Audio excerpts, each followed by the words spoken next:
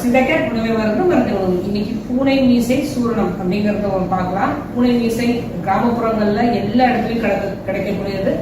அதோட பூ வந்து பூவோட விட்டு நல்லா பூனை மீசை மாதிரி நல்லா வெள்ளை கலர்ல பூல இருந்து நீண்டு வந்துடும்.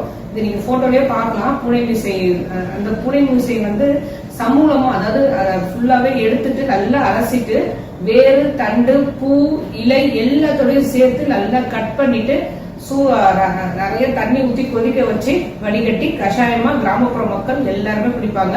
முக்கியமா கிட்னி ஸ்டோன் பிரச்சனைங்க, கிட்னில ஸ்டோன் இருக்கு அப்படின்னு தெரிஞ்சதுன்னா உடனே இதை குடிச்சிருவாங்க.